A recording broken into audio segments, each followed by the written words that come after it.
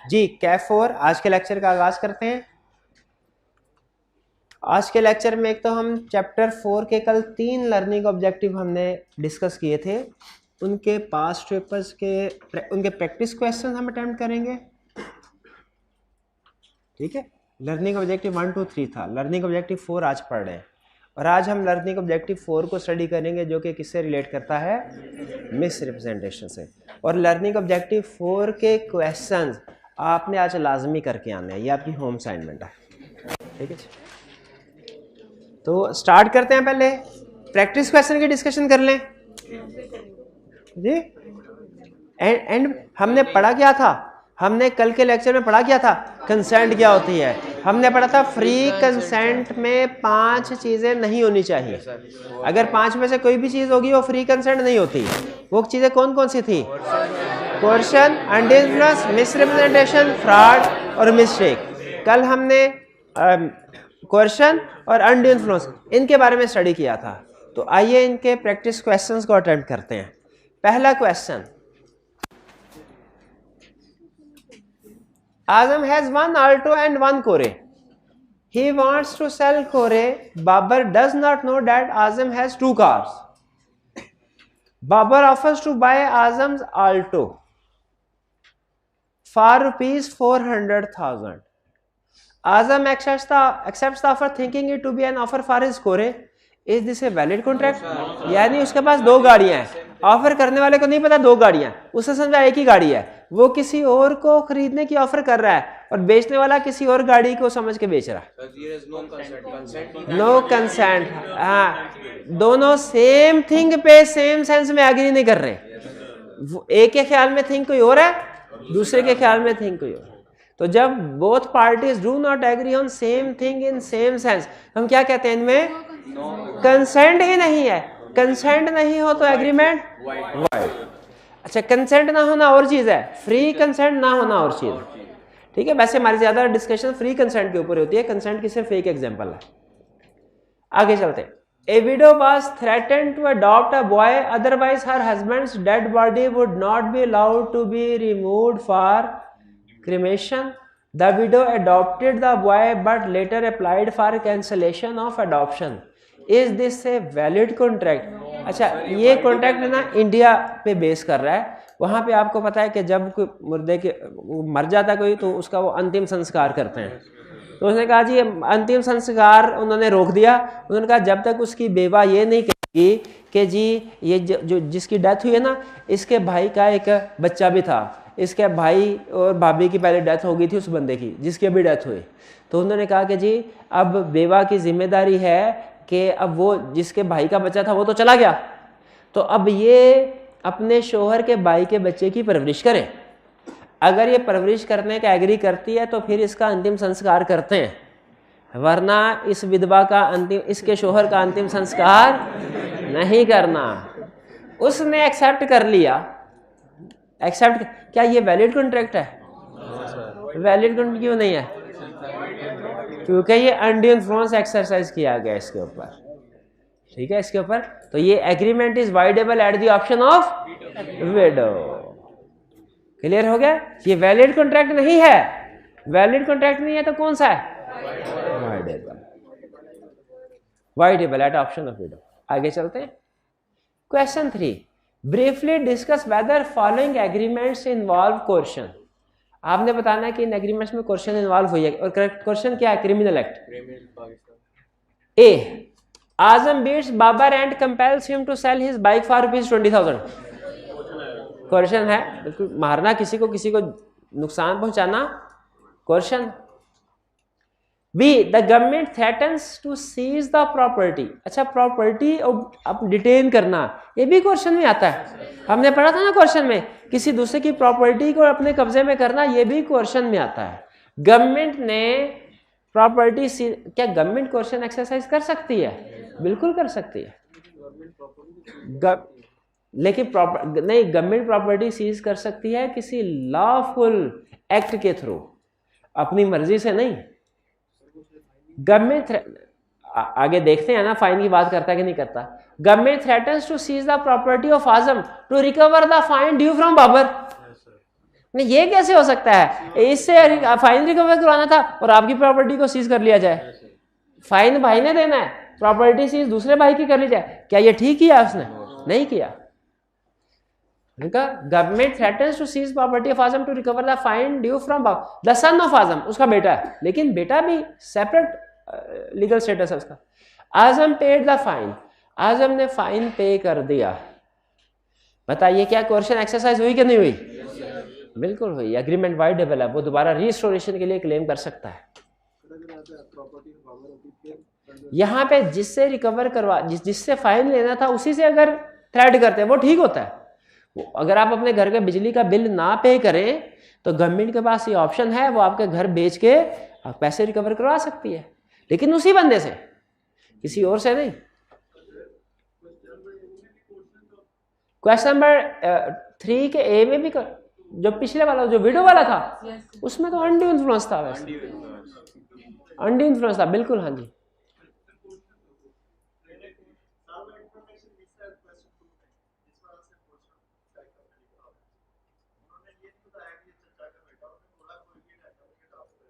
हाँ ठीक है, ठीक है, कोई नहीं।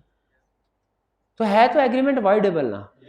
आपका ख्याल है क्वेश्चन है। अब देखिए, असल में ना मैंने आपको बताया ये इंडियन लॉ के ऊपर बेस का, मुझे नहीं पता इंडिया में अगर अंतिम संस्कार ना करे ये कानूनी तौर पे जुर्म होता है कि नहीं। अगर कानूनी तौर पे जुर्म होता है तो ये कोर्शन होगा, अगर कानूनी तौर पे जुर्म नहीं होता तो फिर ये अनड्यू इन्फ्लुएंस होगा। ठीक है, वो डिपेंड कर, जैसे आपको कल एग्जांपल दी थी ना, फांसी, कोई बंदा कहता है मैं फांसी पे लटक जाऊंगा अगर आपने ये काम नहीं किया, घर वाले से कहता है। चूंकि फांसी लेना ये पाकिस्तान में जुर्म है इसीलिए क्वेश्चन है, लेकिन अगर किसी मुल्क में खुदकुशी करना जुर्म नहीं है तो वहां पे यही एक्ट क्या हो जाएगा? अनड्यू इन्फ्लुएंस हो जाएगा। लेकिन जवाब तो पाकिस्तानी लॉ के मुताबिक देना। हाँ, पाकिस्तानी लॉ के मुताबिक दीजिए, तो इसीलिए मैंने अनड्यू इन्फ्लुएंस कहा है। मेरा अनड्यू इन्फ्लुएंस होना चाहिए मेरे ख्याल में। क्वेश्चन लिख दो, कोई मसला नहीं है। डिसीजन तो आपको वही होगा ना, वाइडेबल है, वाइडेबल है। अब हमने पढ़ा था वो इलीगल एग्रीमेंट्स की एग्जांपल, उसमें कुछ पोस्ट टू पब्लिक पॉलिसीज थी, कुछ दूसरी थी। ठीक है, अगर आप डिटेल में डिस्कशन करना चाहें तो लिख सकते हैं कि ये पोस्ट टू पब्लिक पॉलिसी वाले में था या दूसरी कैटेगरी में था, लेकिन अल्टीमेटली डिसीजन तो आपका सेम होगा, क्या ये इलीगल है और वाइड है। ठीक है, तो जहां पे कोई कंफ्यूजन हो, नो प्रॉब्लम, आप अपने अंदाजे से जिस पे आपका ज्यादा मुतमिन हो वो पॉइंट लिख लीजिए, वो वाला इंशाल्लाह सही हो जाएगा, उम्मीद है। आगे चलते हैं, ये गवर्नमेंट वाला समझ आ गया।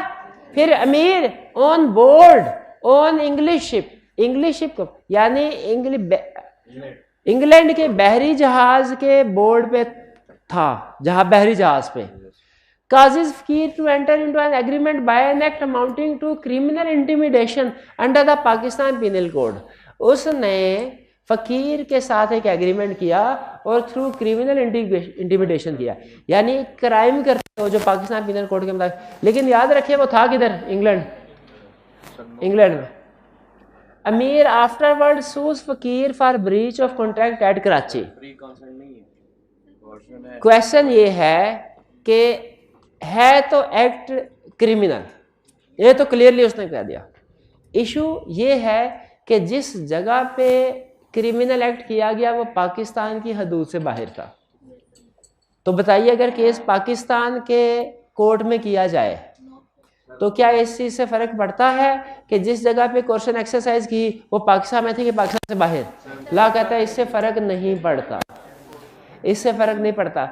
अगर आप पाकिस्तान की अदालत में आगे केस लेके तो उसमें पाकिस्तान का लॉ लगेगा, चाहे क्वेश्चन पाकिस्तान से बाहर क्यों ना एक्सरसाइज की गई हो।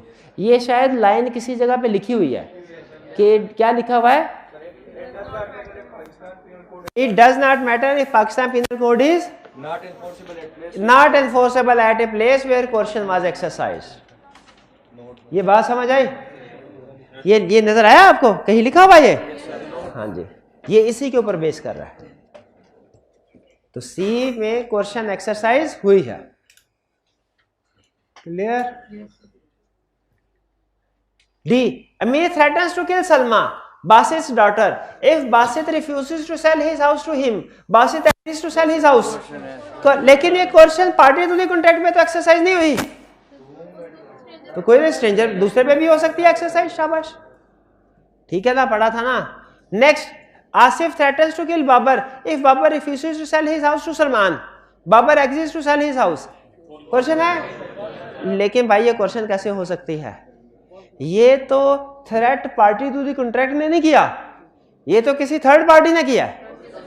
कहां जी, question may be employed by third party and may be employed on third party. Question may be employed by stranger and may be employed on stranger to the contract. Stranger to the contract, stranger एक दूसरे से नहीं। आप कहेंगे sir Basit और उसकी daughter stranger थोड़ी है, स्ट्रेंजर से मुराद स्ट्रेंजर टू दी कॉन्ट्रैक्ट, यानी जो कॉन्ट्रैक्ट का हिस्सा ना हो। क्लियर, आगे चलें। जी जी,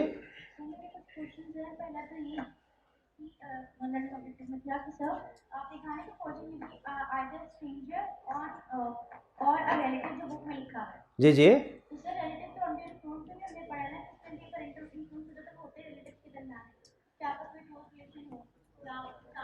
एक मिनट अब जरा रुकिएगा जी भाईजान, आप बताइए। उन्होंने कहा सर डी वाले केस में क्वेश्चन एक्सरसाइज होगी, पक्की बात है, फिर सोच लें, डी वाले केस में क्वेश्चन है। उन्होंने कहा लेकिन सर इसमें तो है सलमा जो कि बासित की डॉटर है, तो जब दोनों पार्टीज में क्लोज रिलेशनशिप हो वो तो अनड्यू इन्फ्लुएंस होता है।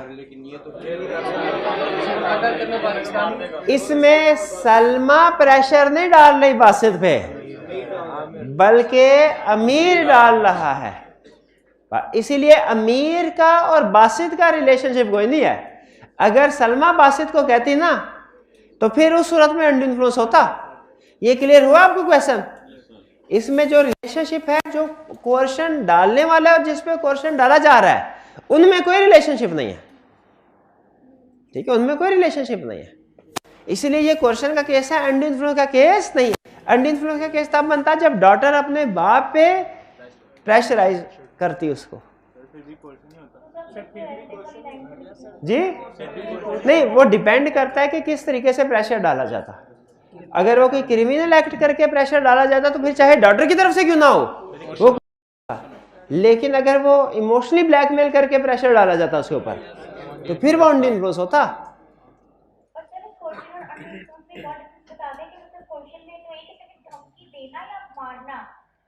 नहीं, कोर्शन में धमकी देना भी शामिल है और मारना भी शामिल है। मैं लॉ ये कहता है अगर इन भाईजान को मैं एक मुक्का मारी, इन्होंने कौन सा मेरे खिलाफ केस कर देना, ऐसे मुक्का मार देता हूं, ये भी जुर्म है। और अगर मैं सिर्फ उनको ऐसे मुक्का दिखा के डराता हूं, ये भी लॉ कहता है जुर्म है। तो धमकी देना भी जुर्म है और उस धमकी पे अमल करना वो भी जुर्म है। तो अगर थ्रेट किया जाता है किल करने के लिए वो भी कोर्शन है, और अगर किल कर दिया जाता है वो भी कोर्शन है। जी और कोई क्वेश्चन? आगे चलते हैं। ई, अच्छा ई हो गया हुआ ना, ई हो गया कि नहीं बोलना फिर। Azam threatens to kill Babar if he does not sell his BMW for ₹1 million to Azam. Azam ने कहा बाबर को मैं तुम्हें कत्ल कर दूंगा अगर तुमने BMW 10 लाख में मुझे ना दी। Babar contracted to sell his BMW to Azam. Babar ने अपनी BMW आजम को दे दी and receive the payment, payment ले ली under provisions of contract at comment on the validity of the above contract. Voidable नहीं, पूरी बात करें, वाइडेबल के आगे at the option of aggrieved party बोले तो बाबर। बाबर केस स्टडी में जब नाम लिया हुआ है तो एग्रीव्ड पार्टी लिखने की क्या जरूरत है? वो तो रिप्रोडक्शन के क्वेश्चन में हम एग्रीव्ड पार्टी लिखते हैं, केस स्टडी में तो नाम लिखते हैं। केस स्टडी में तो this contract is voidable at the option of Babar. शाबाश जी। रेलिवेंट लीगल प्रोविजन नहीं, रेलिवेंट लीगल प्रोविजन में हम नाम नहीं लिखते, उसमें जनरल बात करते हैं। Basis and decision and bases of decision में हम स्पेसिफिक नेम यूज करते हैं। अप्रोच में लिखा हुआ था ना, सिखाया था ना, basis and decision and bases of decision में हमने नेम यूज करने हैं, स्पेसिफिक नेम। जो रेलिवेंट लीगल प्रोविजन हो नहीं करने। शाबाश शाबाश, नहीं सही बताया आपने।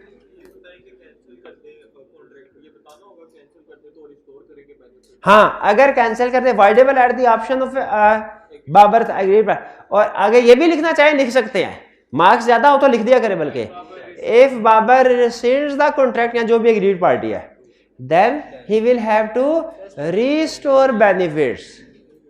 ठीक है, he will have to restore benefit. हाँ, ये प्रूफ भी करेगा, प्रूफ वाली बात भी लिख सकते हैं। लेकिन यहां पे चूंकि क्वेश्चन में वो क्या देता है कि थ्रेट कर रहा है, तो उसका मतलब है प्रूफ्ड है। Jamal threaten Rafia to murder her son Atif if she did not sell her house to Mujahid. Rafia did as she was told under the provision of contract and comment on the validity of above contract. अब देखें, इसमें मेरा ये ख्याल है contract valid है, क्योंकि इसमें मुजाहिद बेचारे का तो कोई कसूर नहीं है, मुजाहिद ने थोड़ा ही थ्रेट किया है। हाँ, थर्ड पार्टी ने तो कर लिया ना, उसके भी हाफ है, तो थर्ड पार्टी। लेकिन इसमें मेरा ख्याल है कोई मसला नहीं है, क्योंकि इसमें राफिया को थोड़ी थ्रेट किया गया है, तो उसके हाँ, तो क्वेश्चन थर्ड पार्टी पे भी हो सकती है, बिल्कुल थर्ड पार्टी की तरफ से भी हो सकती है और थर्ड पार्टी के ऊपर भी हो सकती है, इसलिए ये क्वेश्चन है तो ये वॉइडेबल एग्रीमेंट है at the option of Rafia. अगर राफिया इसको रिसेंड करती है तो रेस्टिट्यूशन ऑफ बेनिफिट्स करना पड़ेगा, यानी रिस्टोरेशन ऑफ बेनिफिट। क्लियर? ये इसमें रेलिवेंट लीगल प्रोविजन लिखने की जरूरत है? यस सर है। नो, 2 मार्क्स है, सिर्फ डिसीजन और बेसिस ऑफ डिसीजन लिखें, आगे चलें जी। सर इस केस में राफिया केस फाइल कर सकती है अगेंस्ट जमाल या मुजाहिद, ये दोनों के खिलाफ केस फाइल? इस सेशन में राफिया जमाल के खिलाफ केस फाइल करेगी, ठीक है, जमाल के खिलाफ आएगा, लेकिन अगर उसके पास कोई सबूत है तो वो मुजाहिद का नाम भी इंक्लूड कर सकती है। और लॉ इस चीज को कंसीडर करता है कि बेनिफिशियरी कौन है क्राइम का, इसलिए लॉ भी इस चीज को एक्सेप्ट करेगा कि जमाल के साथ मुजाहिद भी मौजूद था। डायरेक्टली केस जमाल पे, मुजाहिद अगर साबित हो जाए तो पकड़ा तो फिर होगा, वरना नहीं। A Azam having advance money to his son Babar during his minority. Azam ने बाबर को कुछ पैसे दिए जबकि वो माइनर था। Upon Babar's coming of age, जब बाबर अडल्ट हो गया, बड़ा हो गया, obtains by misuse of parental influence.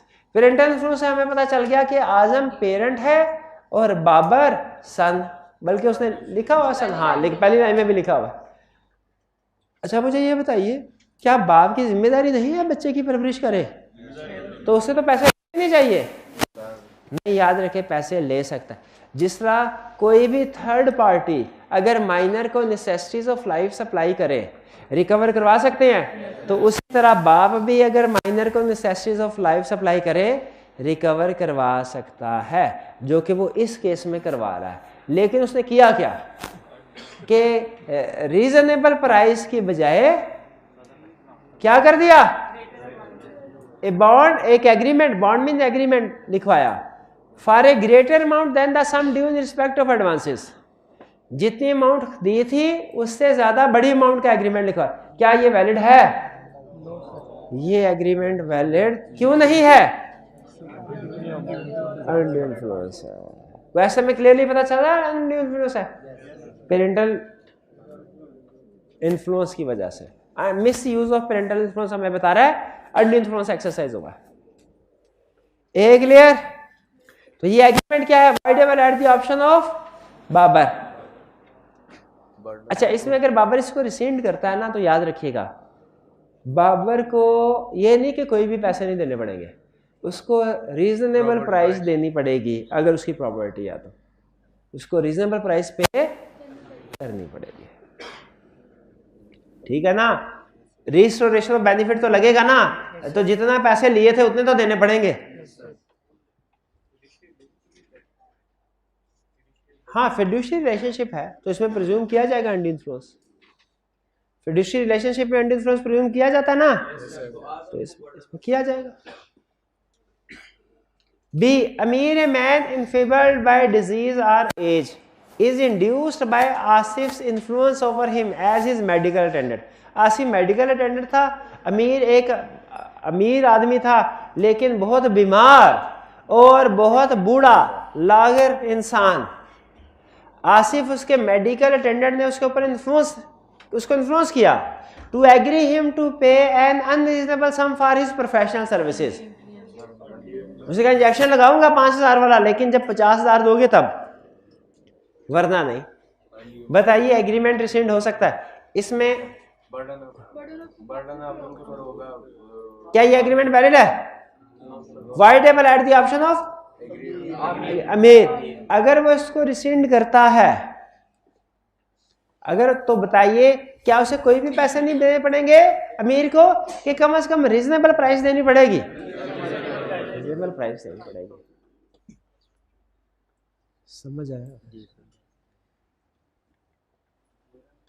Question 7, Qaiser a teacher sold an agriculture property to his steward Makbul. Later Makbul filed a suit to cancel the transaction. Kaisar showed that he had provided complete facts relating to property to Makbul. The price was market based. Makbul had obtained advice from property dealers of his choice before finalizing the contract. कैसे valid contract? देखिए teacher और student के relationship में तो law presume करता है कि Indian influence है, लेकिन यहाँ पे जो पार्टी डोमिनेटिंग पोजीशन में थी उसने प्रूव कर दिया है कि इंडियन इन्फ्लुएंस एक्सरसाइज नहीं हुआ। कैसे प्रूव कर दिया है? मार्केट बेस्ड ट्रांजैक्शन थी, ठीक है, सारे फैक्ट्स मौजूद थे उसके पास। तो इसका मतलब ये हुआ, अगर डोमिनेटिंग पार्टी साबित कर दे कि इंडियन इन्फ्लुएंस एक्सरसाइज नहीं हुआ तो ये प्रिजम्पशन गलत साबित हो जाएगी, ये कॉन्ट्रैक्ट वैलिड है। Next, briefly discuss whether following state agreements are caused by undue influence. A, Asif an agent agree to sell stock of Sajid the principal at the rate of 2% commission. Later Asif demanded 5% commission being the market rate, and on account that his consent was obtained by undue influence. पहले 2% rate पे agree कर लिया, बाद में उसने कहा market rate 5% है, मेरे ऊपर तो अनड्यू इन्फ्लुएंस था इसलिए मैंने 2% एग्री कर लिया। बताइए क्या ये एग्रीमेंट अनड्यू इन्फ्लुएंस है? ला ऐसी सिचुएशन में प्रिज्यूम करेगा? एजेंट और प्रिंसिपल के रिलेशनशिप में अनड्यू इन्फ्लुएंस प्रिज्यूम नहीं किया जाता, नहीं किया जाता, इसीलिए ये एग्रीमेंट वाइडेबल नहीं है। हाँ, अगर एजेंट प्रूव कर दे कि अनड्यू इन्फ्लुएंस एक्सरसाइज हुआ था, उस सूरत में वाइडेबल होगा, वरना नहीं, क्योंकि एजेंट और प्रिंसिपल के रिलेशनशिप में प्रिज्यूम नहीं किया जाता अनड्यू इन्फ्लुएंस को। क्लियर? आगे चल रहे। B, a deal applies to a banker for a loan at a time when there is stringency in the money market. The banker declines to make the loan except at an unusually high rate of interest. A deal accepts the loan on these terms. तो ये तो undue influence है ना, यहाँ question है, ये undue influence नहीं है सर, लेकिन बर्डन आपको होगा सर, प्रिज्यूम नहीं किया जाएगा। आप सबसे पहले लिखेंगे इस कॉन्ट्रैक्ट में अनड्यू इन्फ्लुएंस प्रिज्यूम नहीं। ये क्रेडिटर और डेटर वाला केस है, क्रेडिटर और डेटर में अनड्यू इन्फ्लुएंस प्रिज्यूम, इसीलिए ये कॉन्ट्रैक्ट वैलिड है, अनलेस के कौन साबित करे? अनलेस के डील साबित कर दे क्या कि अनड्यू इन्फ्लुएंस एक्सरसाइज किया गया था। यानी डेटर और क्रेडिटर का केस है ना, और बैंक क्रेडिटर ही होता है ना जिसने लोन दिया हो, और डेटर क्रेडिटर के दरमियान में अगर कोई डिस्प्यूट हो जाए, लॉ क्या इसमें अनड्यू इन्फ्लुएंस एज्यूम करेगा? नहीं करेगा। तो इसका मतलब है कस्टमर को प्रूव करना पड़ेगा डील को कि बैंक ने अनड्यू इन्फ्लुएंस एक्सरसाइज किया था। जाहिर है मार्केट में अगर शॉर्टेज होती है किसी चीज का, आपको पता है उसकी प्राइस बढ़ जाती है, तो बैंक ने तो हाई रेट चार्ज करना ही था। C, Qamar a money lender advance money to Sajid an agriculturist in emergency situation and by undue influence made him to execute a bond of double the amount with high interest rate. Question में कौन सा ऐसा लफ्ज है जिससे पता चल रहा है अनड्यू इन्फ्लुएंस एक्सरसाइज हुआ है? डबल के लफ्ज से, हाई इंटरेस्ट रेट के लफ्ज से, या कि उसने जो क्लियरली अनड्यू इन्फ्लुएंस लिखा है इससे? क्लियरली लिखा हुआ है इससे। तो सी में अनड्यू इन्फ्लुएंस एक्सरसाइज हुआ है, डी में नहीं हुआ। और ए में भी नहीं। 7 जब आओगे चल के पीछे वाला कोई नहीं, फिर देखेंगे अब इसको आगे चल। अच्छा ये बता रहे भी 8 में तो कोई प्रॉब्लम नहीं, आगे चले। 7 में आप क्या पूछ रहे थे? इसमें प्रोविजन क्या लिखेंगे कि रिलेशनशिप वाली रेलिवेंट लीगल प्रोविजंस में होगी कि undue influence is not presumed, नहीं सॉरी प्रिज्यूम, हाँ जी, undue influence is presumed between teacher and student, ठीक है। लेकिन फिर आप नीचे आप लिख देंगे कि इसमें चूंकि टीचर ने प्रूव कर दिया कि उसने अनड्यू इन्फ्लुएंस एक्सरसाइज नहीं किया था, इसीलिए ये एग्रीमेंट वैलिड है। हाँ जी, फिड्यूशियरी रिलेशन में आएगा, तो फिड्यूशियरी रिलेशनशिप में अज्यूम किया। अच्छा केस स्टडी में आपके लिए ये लिखना लाजमी नहीं है कि एक फिड्यूशियरी रिलेशनशिप की क्लास थी या रियल या अपेरेंट अथॉरिटी वाली क्लास, ये लिखना लाजमी नहीं है, सिर्फ रिलेशनशिप लिख देना काफ़ी है, सिर्फ रिलेशनशिप लिख देना काफ़ी है। क्लासिफिकेशन लिखने की कोशिश ना करें, वो गैर ज़रूरी है जी।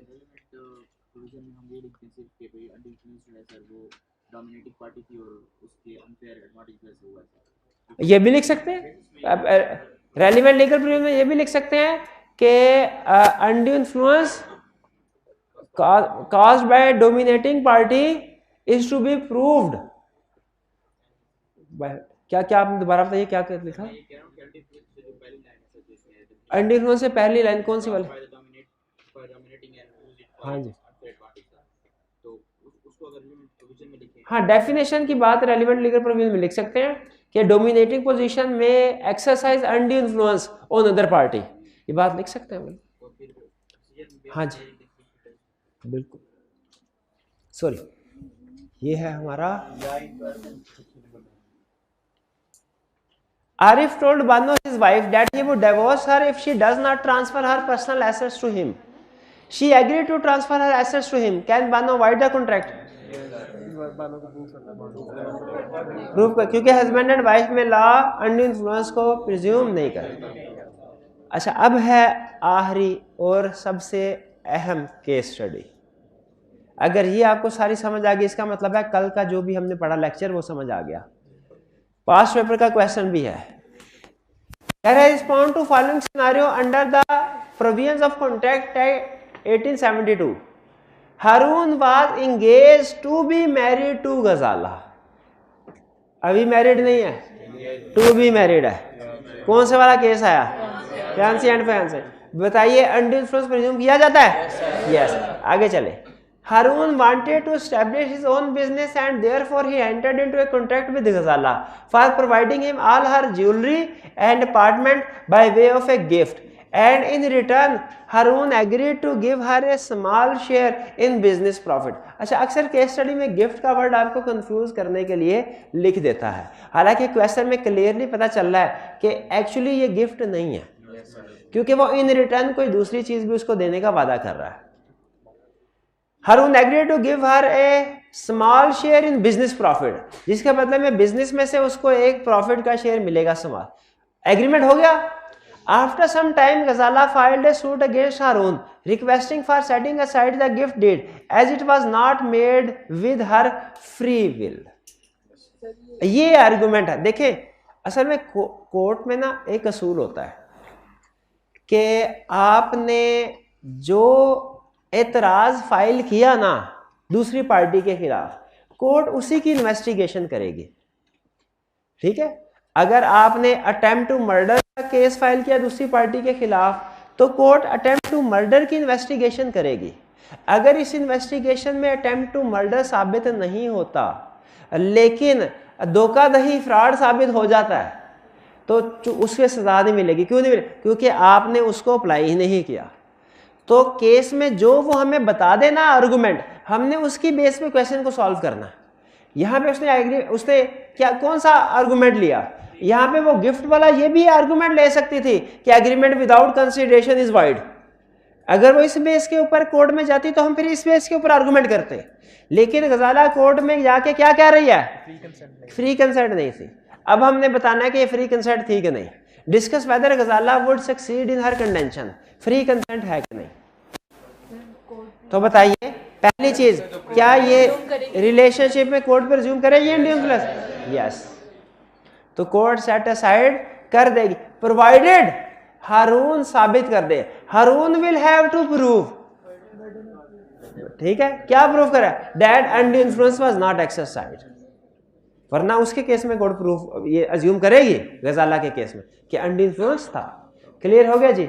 सारे क्वेश्चन क्लियर, समझ आ गए? चलिए इसको करते हैं क्लोज। अब चलते हैं हम आज के लेक्चर की तरफ। आज हम क्या सीखेंगे? आज हम तीसरा कंसेप्ट सीखेंगे फ्री कंसेंट का। तीसरा कंसेप्ट पहला कौन सा था? कोर्शन, दूसरा अनड्यू इन्फ्लुएंस, तीसरा मिस रिप्रेजेंटेशन। अच्छा, तीन चीजों में फर्क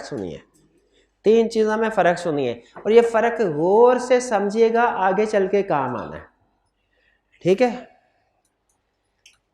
ये मार्कर है, ये एक सफा लिखने के बाद फिर आगे नहीं चलता, एक सफा लिखने के बाद आगे नहीं चलता। ये फॉर सेल पड़ा हुआ है, कस्टमर आया, उन्होंने ये कहा ये मार्कर दीजिए। अच्छा, मुझे मार्कर की सारी इची बिची पता है। मैंने ने कहा ये मार्कर लीजिए, बेहतरीन मार्कर है, एक एक सीटिंग में ये 50-50 सफ़े लिख दे आप, इससे बिल्कुल सही चलेगा। मुझे पता है हालांकि कि ये एक सफ़ा लिखने के बाद बंद हो जाता है, सही नहीं लिखता, लेकिन मैंने क्या कहा, 50 सफ़े भी लिखे बिल्कुल ठीक लिखेगा। इसको क्या कहते हैं? इसको कहते हैं फ्रॉड, जानते बूझते गलत बात करना। गलत बात की मैंने, कैसे की? जानते बूझते, इसे कहते हैं फ्रॉड। इसमें कॉन्ट्रैक्ट तो वाइड होगा ही होगा, मुझे भी कोर्ट पकड़ लेगा, भाई जुर्माना भी अदा करो। फ्रॉड क्लियर होगा? अगली एग्जांपल, ये मार्कर पड़ा है, सेम कस्टमर आया, अब मुझे नहीं पता, मैंने जैसा मार्केट से सामान उठाया वैसे ही रखा हुआ है, और मार्केट में अमूमन 50 सफ़े लिखने वाले पेन नहीं होते, मैं यही समझ के ले गया हूँ, लेकिन ये एक सफ़ा लिखने के बाद ख़त्म हो जाता, ख़राब हो जाता, मुझे नहीं पता। कस्टमर आया और मैंने कस्टमर से कहा ये लीजिए पेन, ये 50 सफ़े लिखेगा और सही लिखेगा, ख़राब नहीं होगा दरमियान में। कस्टमर ने पेन ले लिया, बाद में ये एक सफ़ा लिख के ख़राब कर रहा है। ये क्या है? ये मिस रिप्रेजेंटेशन है, यानी है ये भी गलत स्टेटमेंट, लेकिन ये गलत स्टेटमेंट मैंने अनजाने में दी है। I believe it to be true है ये गलत स्टेटमेंट, लेकिन मेरे बिलीव, मेरी सोच के मुताबिक क्या है? ठीक है। यानी अगर आपको पता है कोई चीज गलत है, लेकिन आप दूसरे को कहते हो कि ठीक है, ये फ्रॉड है। लेकिन अगर आपके ख्याल में वो चीज ठीक है और दूसरे बंदे को आप कहते हो हालांकि वो असल में गलत है, ये मिस रिप्रेजेंटेशन है। जानते बूझते गलत स्टेटमेंट देना फ्रॉड, अनजाने में गलत स्टेटमेंट देना मिस रिप्रेजेंटेशन। जानते बूझते गलत स्टेटमेंट देना, अनजाने में गलत स्टेटमेंट देना मिस रिप्रेजेंटेशन। फिर बताइए, जानते बूझते गलत स्टेटमेंट देना फ्रॉड, अनजाने में गलत स्टेटमेंट देना, और स्टेटमेंट देना ही ना फ्रॉड ना मिस रिप्रेजेंटेशन, स्टेटमेंट देना ही ना फ्रॉड ना। ये पेन पड़ा हुआ है, मार्कर पड़ा हुआ है, मुझे पता है एक सफा लिख के खराब चलता है। कस्टमर आया, मैंने कस्टमर को कुछ भी नहीं कहा, कस्टमर ने खुद से मार्कर लिया और ये समझते हुए कि ये अच्छा चलेगा खरीद लिया, बाद में ये अब एक सफा लिखने के बाद खराब लिख रहा है। बताइए लीगली ये मिस रिप्रेजेंटेशन है कि फ्रॉड? कुछ क्यों, ये स्टेटमेंट है ही नहीं, ये मैंने कोई स्टेटमेंट दी ही नहीं। समझ रहे फर्क? जानबूझ के गलत स्टेटमेंट देना फ्रॉड, अनजाने में गलत स्टेटमेंट देना मिस रिप्रेजेंटेशन, और कोई स्टेटमेंट देना ही ना फ्रॉड ना मिस रिप्रेजेंटेशन। ये बात बताइए समझ आई क्या नहीं आई? ये ज़हन में रखिएगा, ज़हन में रखिएगा। आगे चल के एक बंदा खराब चीजें बेच रहा होगा, लेकिन कह नहीं रहा होगा, ना ये कहेगा सही है ना ये कहेगा खराब है, चुप करके चीजें सामने होंगी। डिपेंड करेगा उसको पता है कि नहीं, इसमें भी डिपेंड नहीं करेगा उस पर पता है कि नहीं, ये तो हम बाद में देखते हैं कि उसे पता है कि पहले देखते हैं स्टेटमेंट दिया कि नहीं। अगर एक बंदे ने स्टेटमेंट ही नहीं दी तो उसके ऊपर कोई इल्जाम ही नहीं है। अगर एक बंदे ने स्टेटमेंट ही नहीं दी, वो तो अगर स्टेटमेंट दे ना कि चीज ठीक है, फिर देखा जाएगा कि इसे पता था कि नहीं पता था। पेंटिंग वाला क्वेश्चन था वो यही था, एक बंदे ने पेंटिंग लगाई, अब वो उसको पता 2 नंबर है, दूसरे वाले बंदे को नहीं पता, लेकिन इसने नहीं कहा 2 नंबर पेंटिंग मैं बेच रहा हूं। बंदा आया, मैंने कहा 1 नंबर पेंटिंग है। अच्छा, दूसरा केस, पेंटिंग बेच रहा हूं, मुझे नहीं पता ये 2 नंबर है, मैं समझ रहा हूं 1 नंबर ही है। बंदा आया, मैंने कहा 1 नंबर है, मैं से अच्छा पिक्चर 2 नंबर है, मुझे पता है 2 नंबर है। बंदा आया, ना उसने कुछ पूछा ना मैंने कुछ कहा, वो खुद ही कुछ समझा और चीज ले गया।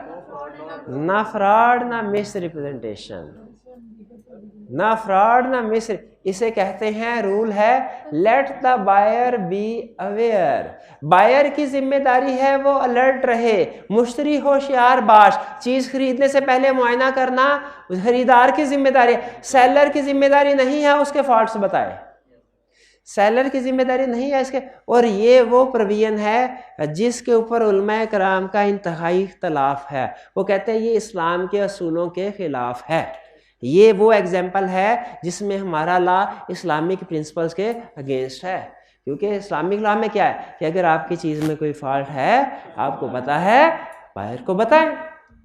लेकिन लॉ क्या कहता है, let the buyer be aware, buyer खुद अवेयर हो, खुद सर्च करे, सेलर की जिम्मेदारी नहीं कि फॉल्ट बताए। फर्क समझ आया? आज हम क्या पढ़ रहे हैं, मिस रिप्रेजेंटेशन। मिस रिप्रेजेंटेशन क्या है, डेफिनेशन सुन लीजिएगा, 3 पॉइंट्स हैं, काम का 1 पॉइंट, बाकी 2 रट्टे वाले पॉइंट। मिस रिप्रेजेंटेशन की डेफिनेशन कितने पॉइंट्स हैं, 3, काम का 1 पॉइंट, बाकी 2 रट्टे वाले पॉइंट। काम का पॉइंट क्या है, ए पर्सन, मिस रिप्रेजेंटेशन क्या है, a person gives a statement which is false, यानी स्टेटमेंट फॉल्स है but person believes it to be true, लेकिन पर्सन समझ रहा है कि स्टेटमेंट ट्रू है। समझे, person gives a statement false but person believes it to be true. और अगर इसको मैं ऐसे कर दूं, a person gives a statement which is false and person knows it to be false, फिर फ्रॉड की डेफिनेशन बन जाएगी। लेकिन यहां पे हम क्या बोले, miss believes it to be true. फिर आगे ब्रीच ऑफ ड्यूटीज की बात करता है कि अगर कोई पर्सन अनड्यू एडवांटेज ऑब्टेन करे थ्रू ब्रीच ऑफ ड्यूटी, या अगर कोई मिस्टेक करे अबाउट सब्जेक्ट मैटर, ये दोनों पॉइंट रटे वाले, नहीं सोचना, नहीं सोचना, नहीं सोचना, किसके ऊपर सोचना है, पहले वाले पॉइंट, याद दोनों कर लेने हैं, ताकि मिस रिप्रेजेंटेशन की डेफिनेशन पूछे 3 नंबर के साथ हमें तीनों नंबर मिले। लेकिन समझना किसको है, सिर्फ एक को, पहले वाले, याद 3 पॉइंट्स करने हैं, समझना एक को है। समझ आ रही क्या कह रहा हूं? घर जाके ये तो नहीं सोचेंगे सर ने सही नहीं पढ़ाया, सर को आते ही नहीं, सर तैयारी करके नहीं है, मैं गूगल पे बैठता, गूगल बाबा सब जानता है, मैं गूगल पे बैठता हूँ, इस डेफिनेशन का मतलब क्या है, 2 दिन लगा लें, मतलब नहीं समझ आएगा, जिम्मेदारी के साथ कह रहा हूं। ठीक है, तो जो उस्ताद कहे आंखें बंद करके उसके ऊपर अमल। हाँ, उस्ताद की सिलेक्शन आंखें खोल के करनी होती है, उस्ताद की सिलेक्शन आंखें और दिमाग की सारी बत्तियां जला के करनी होती है। जब एक दफा सिलेक्शन कर लें, फिर जो उस्ताद कहे चुप करके वो मानना होता है, असूल ही है। तो डेफिनेशन का पहले समझना क्या, person give statement which is false, person believes it to be true, बाकी के 2 पॉइंट रटा, क्लियर हो गया। और ये मैंने आपको समझा दिया। अब आगे चलें, एसेंशियल्स। एसेंशियल्स क्या होते हैं, किसी चीज के साबित होने के लिए जिन चीजों का होना लाजमी है।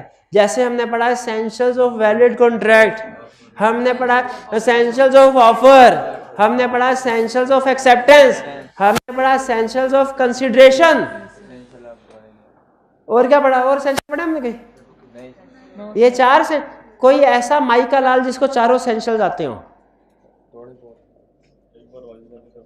एक दफा रिवाइज करके सारे सुना दूंगा सर, वो तो सारे ही सुना देंगे, सारे ही सुना देंगे।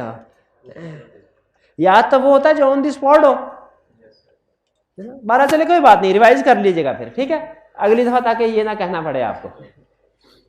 एसेंशियल्स क्या है मिस रिप्रेजेंटेशन के? पहला, मिस रिप्रेजेंटेशन हो by party or his agent, not by stranger, not by stranger. ये भाईजान मेरी फैक्ट्री खरीदने के लिए है, फैक्ट्री में मोटरसाइकिलें बनती हैं, मुझसे पूछ रहे हैं सर कितनी मोटरसाइकिलें बनती हैं?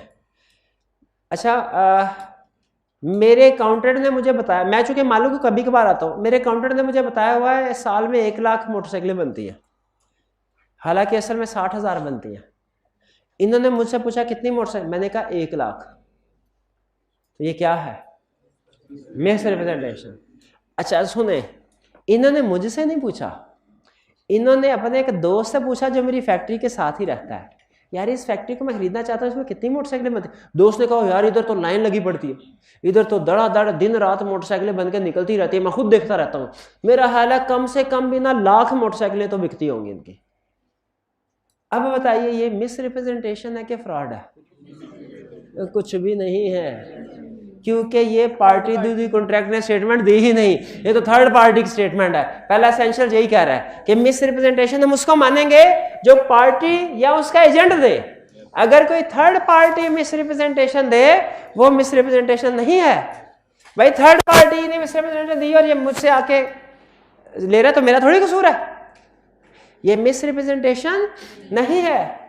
अगर वो पेंटिंग को देख के जिसने खरीदा था उसके दोस्त ने कहा वाह वाह वाह ये तो सलाहुद्दीन अय्यूबी की तस्वीर लगे, उसके जमाने की पेंटिंग लग रही है, ठीक है, वो चाहे परसों बनी हो, अब ये मैंने थोड़ी कहा है उसको, ये तो उसके थर्ड पार्टी ने।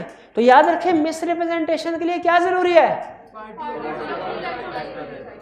पार्टी टू दी कॉन्ट्रैक्ट या उसके एजेंट की तरफ से स्टेटमेंट दी जाए।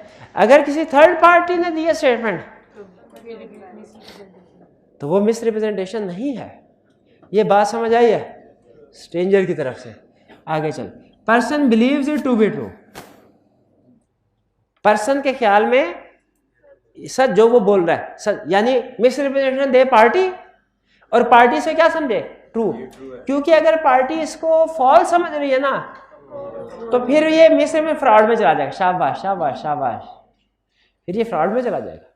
इसका मतलब है जब फ्रॉड के केस में जब आप जाएंगे तो उसमें भी ये लाइन लिखी होगी, लेकिन क्या लिखा होगा? Person believes it to be false. Relates to a fact, वो स्टेटमेंट फैक्चुअल स्टेटमेंट हो, कोई ओपिनियन ना हो, एक्सप्रेशन ऑफ इंटरेस्ट ना हो, ओपिनियन ना हो, बल्कि क्या हो?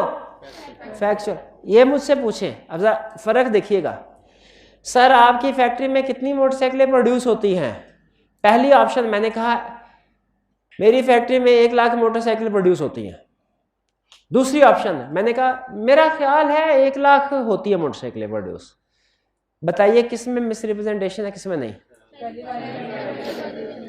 पहली वाली में मिस रिप्रेजेंटेशन है क्योंकि पहली वाली फैक्चुअल स्टेटमेंट है, दूसरी वाली में मिस रिप्रेजेंटेशन है क्योंकि जब उसमें मैंने कह दिया कि मेरे ख्याल में, तो इसका मतलब है मैं ये कह रहा हूं कि मैं श्योर नहीं हूं। शाबाश, मैं श्योर नहीं हूं। तो मिस रिप्रेजेंटेशन होगी factual statement, opinion miss representation नहीं होंगे। और तीसरा, acted by other party on the basis of representation, कि जिस पार्टी ने खरीदा है ना कोई चीज, उसने इस रिप्रेजेंटेशन की बेस पे डिसीजन लिया हो, इस रिप्रेजेंटेशन की बेस पे। इन्होंने मुझसे पूछा सर आपकी फैक्ट्री में कितनी मोटरसाइकिलें प्रोड्यूस होती है? मुझे मेरे अकाउंटेंट ने बताया था 1 लाख, असल में 60,000 होती है, मैंने भी कह दिया 1 लाख। ये क्या है? मिस रिप्रेजेंटेशन है। ये अपने दोस्त के पास गए, कहने लगे मैं फैक्ट्री खरीदने लगा हूं, इस वजह से नहीं कि बड़ा मुनाफा होगा उसमें, बड़ी मोटरसाइकिलें बनेगी, इस वजह से कि तुम मेरे दोस्त हो, तुम्हारे घर के करीब फैक्ट्री लेता हूं, तो फैक्ट्री के बहाने हमारी आपस में मुलाकात गपशप भी हो जाया करेगी, मैं इस वजह से फैक्ट्री खरीदने जा रहा हूं।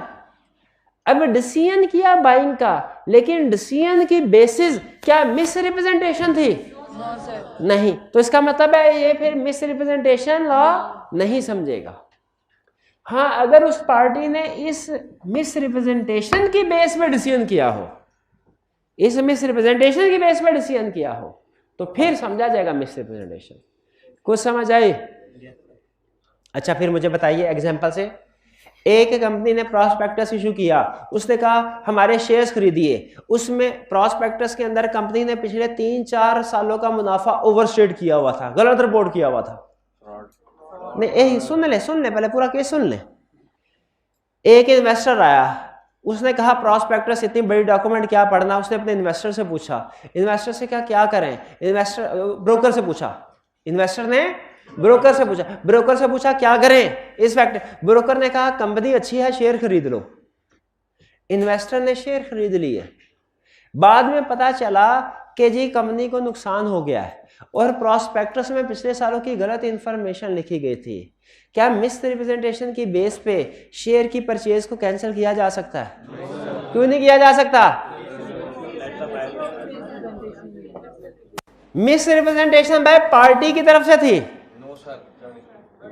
मेन पार्टी जिसके साथ कॉन्टैक्ट, उसके ये ट्रू हो रहा है, ये भी ट्रू हो रहा है भी फैक्ट, लेकिन ये ट्रू नहीं हो रहा क्योंकि थर्ड जो उस पार्टी ने बाइंग का एग्रीमेंट किया ना, एक्ट किया है, वो on the basis of miss representation नहीं किया, on the basis of other broker की बेस पे किया।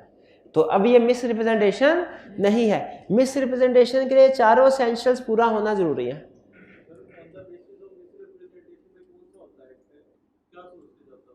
क्या नहीं, वो इस बेस पे एग्रीमेंट करता कि पिछले सालों का प्रॉफिट बहुत अच्छा है, मुझे ये खरीद लेना चाहिए, फिर वो केस कर सकता था। जी,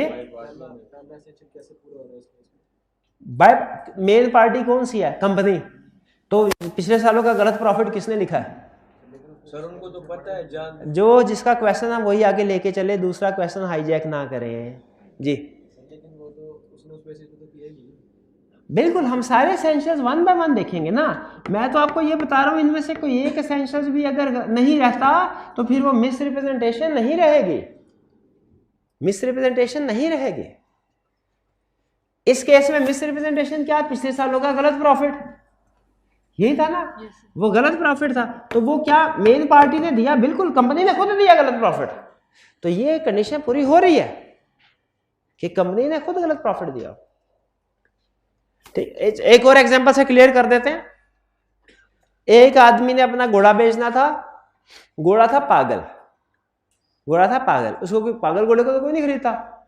उसने एक डॉक्टर से जाली सर्टिफिकेट लिया कि घोड़ा ठीक है, और जिस जगह पे घोड़ा खड़ा था उसके अस्तबल के बाहर उसने डॉक्टर का सर्टिफिकेट लगा दिया कि ये घोड़ा ठीक है। एक कस्टमर घोड़ा खरीदने के लिए आया, डॉक्टर के जाली सर्टिफिकेट पे उसकी नजर नहीं पड़ी और उसने घोड़े को चेक किया, खरीद के चला गया। बाद में पता चला घोड़ा पागल है। उसे फिर याद आया वो उधर कोई सर्टिफिकेट लगा था, उसने जाके पढ़ा तो वो जाली सर्टिफिकेट था। बताइए क्या आप इस जाली सर्टिफिकेट मिस रिप्रेजेंटेशन की बेस पे ट्रांजैक्शन कैंसिल हो सकती है? क्यों नहीं हो सकती? क्योंकि उसने रिप्रेजेंटेशन की बेस पे एक्ट नहीं किया था। उसने तो रिप्रेजेंटेशन की बेस पे, अगर जाली सर्टिफिकेट की बेस पे एक्ट किया होता फिर ये मिस रिप्रेजेंटेशन होती और वाइडेबल होता। हाँ, फ्रॉड लग, चल फ्रॉड भी कर ले। फ्रॉड असल में ये सारे एसेंशियल्स आपको फ्रॉड में भी नजर आएंगे, फ्रॉड। लेकिन जब उस स्टेटमेंट की बेस पे एक्ट ही नहीं किया तो ना ये मिस रिप्रेजेंटेशन है ना ये फ्रॉड है। वो तो इसकी acted on the basis of representation का मतलब क्या है ये समझाने के एग्जांपल दी ना आपको। लेकिन कल जब हम फ्रॉड पढ़ेंगे ना तो आप देखेंगे ये भी तकरीबन वही 50%, ये भी 80% वही कंसेप्ट और ये भी 90% वही कंसेप्ट, 95% बल्कि। ठीक है, इसलिए वही एग्जांपल जो आज एग्जांपल दे रहा हूं, कल की एग्जांपल में रिपीट भी हो सकती है कल के लेक्चर में। एसेंशियल्स पता चल गए, डेफिनेशन क्लियर हो गई मिस रिप्रेजेंटेशन की, एसेंशियल पता चल गए 4। अब क्या करें? इफेक्ट इफेक्ट क्या है? अगर मिस रिप्रेजेंटेशन हो तो क्या होगा? Agreement is voidable at the option of aggrieved party, यानी जो बायर है। Agreement is voidable at the option of aggrieved party, यानी जो बायर। लेकिन कुछ केसेस में एग्रीमेंट वाइडेबल नहीं रहता, वो वैलिड समझा जाता है। कुछ केसेस में एग्रीमेंट वाइडेबल नहीं, वैलिड समझा जाता है। कौन से केसेस हैं? पहली example, agreed party could have discovered with ordinary diligence. अब जरा केस सुनिएगा। भाईजान ने कहा सर आप कितनी मोटरसाइकिलें प्रोड्यूस होती हैं? मैंने अकाउंटेंट को बुलाया, मैंने कहा वो जो तुमने बताया था मुझे कितनी होती हैं? 1 लाख। वो अपना रजिस्टर तो लाओ जिसमें हमारा मंथली प्रोडक्शन का रिकॉर्ड है। वो रजिस्टर लेके आया, मैंने बायर के सामने रजिस्टर रखा, मैंने कहा सर ये देखिए तकरीबन 1 लाख के करीब प्रोड्यूस होती हैं और ये हमारा रिकॉर्ड मौजूद है, आप इसको चेक कर सकते हैं। अब ये जरा सी, अब मुझे बताइए कोई भी चीज खरीदने से पहले हमें थोड़ी बहुत समझबूझ से काम लेना चाहिए कि नहीं? ये जो थोड़ी बहुत समझबूझ होती है ना, इसे कहते हैं ऑर्डिनरी डिलीजेंस। ऑर्डिनरी डिलीजेंस, थोड़ी बहुत समझबूझ से काम लेना चाहिए। गाड़ी खरीदने के लिए जाएंगे, थोड़ी बहुत समझबूझ से काम चला के देख लेना चाहिए। कोई फल फ्रूट खरीदने के लिए जाएंगे, थोड़ी बहुत समझबूझ से काम उल्टा पुल्टा के देख लेना चाहिए। ठीक है, अगर थोड़ी बहुत समझबूझ से भी कोई बायर काम ना ले तो बताइए ये किसका कसूर है, सेलर का कि बायर का? यही समझा रहा है कि अगर बायर उस मिस रिप्रेजेंटेशन को थोड़ी बहुत ऑर्डिनरी डिलीजेंस से काम लेता तो डिस्कवर कर सकता था, लेकिन नहीं किया। तो फिर किसका कसूर है? बायर का। अब एग्रीमेंट वाइडेबल नहीं है। इनके सामने बुक पड़ी है, जरा सा ये सफा खोल के देखे, रिकॉर्ड सामने था, नहीं देखा, तो एग्रीमेंट वाइडेबल। ये बायर के साथ जाती तो नहीं ना कि लाने, सही किया ना। आगे दूसरा point, agreed party did not act on the basis of miss representation. ये तो यही हो गया, ये तो यही हो गया। यहां पे क्या सिखा रहा है कि party acted on the basis of representation होगी तो मिस रिप्रेजेंटेशन होगी। यहां पे क्या कह रहा है?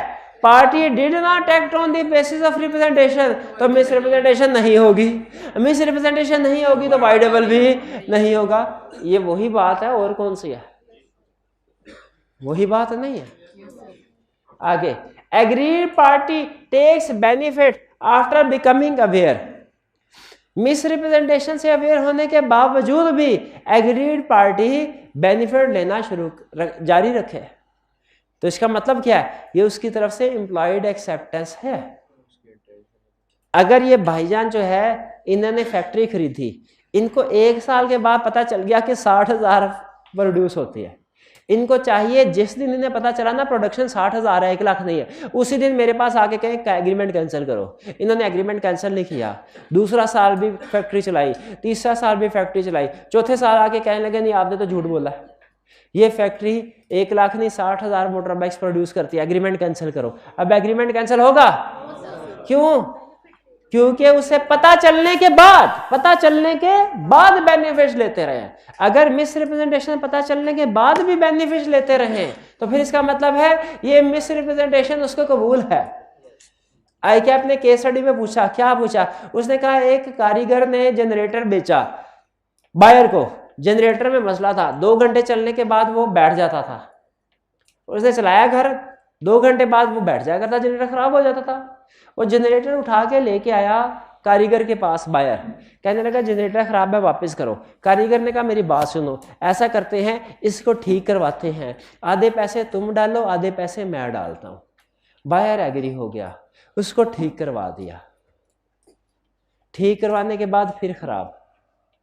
बताइए अब ये एग्रीमेंट वाइडेबल है कि नहीं? हालांकि उसने इस स्टेटमेंट की बेस पे बेचा था कि ये फ्री फ्रॉम डिफेक्ट्स है। अब बताइए ये एग्रीमेंट वाइडेबल है कि नहीं? नहीं है। ये एग्रीमेंट उस वक्त वाइडेबल था जब वो पहली दफा जनरेटर लेके उसके पास आया था कि खराब है। जब उसे पता चल गया था कि जनरेटर खराब है, उसके बावजूद भी उसने आधा किराया शेयर जो रिपेयर चार्जेस थे रुपीस वो शेयर किए, इसका मतलब है अवेयर होने के बावजूद भी वो बेनिफिट्स डिराइव करता गया।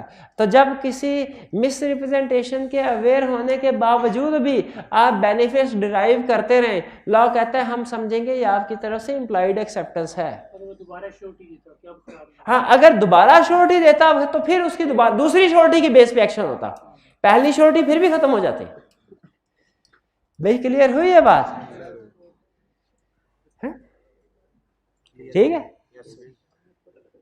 अगर आप किताब लें और उसके बाद आपको पता चले इसमें तो 4-5 सफ़े मिस प्रिंटेड गायब हैं, और उसके बावजूद भी आप पढ़ना शुरू करें जारी, आप कहें वो तो चैप्टर 12 के गायब है, अभी थोड़ी गायब है, अभी तो चैप्टर 2 पे है।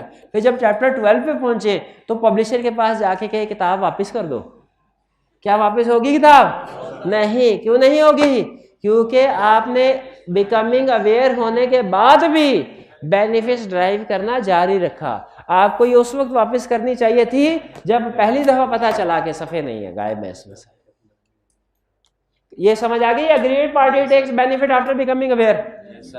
फिर if an innocent third party has acquired some interest in property, अगर एक इनोसेंट थर्ड पार्टी ने इंटरेस्ट एक्वायर कर लिया हो, जैसे मैंने 1 लाख कह के इनको बेची फैक्ट्री, इन्होंने ये फैक्ट्री आगे इन भाईजान को बेच दी, इन्होंने ये फैक्ट्री आगे इन भाईजान को बेच दी, 60,000 कह के बेची, लेकिन आगे इनको बेच दी, क्या थर्ड पार्टी को? क्या अब ये एग्रीमेंट वाइडेबल है? क्या ये अगर चाहें तो मेरे साथ जो एग्रीमेंट था उसको कैंसिल कर सकते हैं? नहीं कर सकते। क्यों नहीं कर सकते? थर्ड पार्टी इनोसेंट है। अगर कर भी देते, मैं कहूंगा ये लो अपने पैसे मेरी फैक्ट्री लाओ, वो फैक्ट्री तो इनके पास है नहीं, वो तो थर्ड पार्टी के पास है, वो तो जब थर्ड पार्टी को चीजें ट्रांसफर हो जाएं तो वो फिर सेकेंड पार्टी के लिए एग्रीमेंट वाइडेबल नहीं होता। क्लियर? कौन सा? अगर फर्ज कीजिए मैंने आपको कोई चीज बेची, वो खराब थी, आपको पता चला खराब है, आप मुझे वापस कर सकते हैं? एग्रीमेंट वाइडेबल है, वापस कर सकते हैं ना? आपने मुझे वापस करने आ रहे थे, रास्ते में एक और बंदा आया, उसने कहा जी ये चीज़ मुझे बेच दो, आपने कहा ये ख़राब है, उसने कहा मुझे ख़राब, मैं सही कर लूँगा, मुझे बेच दो, आपने उस थर्ड पार्टी को चीज़ बेच दी। अब क्या ये एग्रीमेंट मेरे और आपके दरमियान में जो हुआ था वो वाइडेबल है? नहीं, वो एग्रीमेंट अब वापस हो ही नहीं सकता ना। अगर आप उसको रिसेंड करते भी हैं तो बदले में क्या देंगे मुझे? तो चीज़ आपके पास है ही नहीं। हाँ, आपने जिसको दिया उसको मैंने आपको बोला कि आपने उसे सही स्टेटमेंट देके बेचा है कि सर ये खराब है, उसने कहा कोई बात नहीं, मुझे 60,000 वाला भी कबूल है, तो वो एग्रीमेंट वैलिड है जी। नहीं, वो उनका और उसका आगे एग्रीमेंट तो 60,000 में ही हुआ ना, वो तो अब थर्ड पार्टी वापस कर, क्योंकि उसकी तो मिसरिप्रेजेंटेशन है ही नहीं, वो तो वैलिड है। अगर वो 1 लाख कहता है वो फ्रॉड में आ जाता, अगर वो 1 लाख कहता तो फिर वो फ्रॉड में आ जाता। भाई ये बात समझ आई? अच्छा, आखिरी चीज़ मुझे बताइए, फ़र्ज़ कीजिए पाकिस्तान इंडिया का मैच, आप अपने दोस्त के साथ मैच देख रहे हैं, दोस्त ने कहा यार पिज़्ज़ा तो खिलाओ, आपने कहा पिज़्ज़ा हुक्म करो, कौन सा पिज़्ज़ा खाओगे? अफ्तारी, बल्कि अफ्तारी का टाइम, बताओ अफ्तारी में कौन सा पिज़्ज़ा खाओगे? उन्होंने कहा मुझे तो बारबेक्यू पसंद है। हमने बारबेक्यू पिज़्ज़ा ऑर्डर किया, उसने फजीता भेज दिया, हमने उसको खाया मज़े ले लेके, और बाद में हमने फ़ोन करके कहा भैया हमारे साथ मिस रिप्रेजेंटेशन करते हो, हमने तो तुम्हें भेजा था बारबेक्यू के लिए, तुमने फजीता भेज दिया हमें, ये तो वो चीज़ ही नहीं थी। ला आज ही पढ़ के आया हूँ, तुम क्या समझते हो? आज ही पढ़ के आया, मिस रिप्रेजेंटेशन है, एग्रीमेंट वॉइडेबल है, लाओ हमारे पैसे दो, लाओ हमारे पैसे दो। तो पिज़्ज़ा वाला क्या कहेगा? लाओ मेरा, मैंने कहा मैं भी एग्रीमेंट पढ़ के आया हूँ, क्लास में मैं भी मौजूद था। रिस्टोरेशन ऑफ बेनिफिट्स दोनों तरफ से होती है, पैसे देने को तैयार हूँ, लाओ मेरा पिज़्ज़ा दो। क्या आप पिज़्ज़ा दे सकते हैं? ऐसी सिचुएशन को कहते हैं parties can not be restored to original position. जब पार्टी रीस्टोर, क्योंकि देखिए वाइडेबल कॉन्ट्रैक्ट में क्या होता है फिर कि वाइड करके रीस्टोरेशन करनी होती है ना, जब रीस्टोरेशन ही पॉसिबल ना हो तो एग्रीमेंट भी फिर वाइडेबल नहीं होगा। इसमें रिस्टोरेशन पॉसिबल, खा भी चुके अब क्या रिस्टोर नहीं हो सकती रिस्टोरेशन, ठीक है, तो ये एग्रीमेंट फिर वाइडेबल नहीं है। यही कह रहा है if parties can not be restore to original position. ये बात समझ आई? चलिए जी,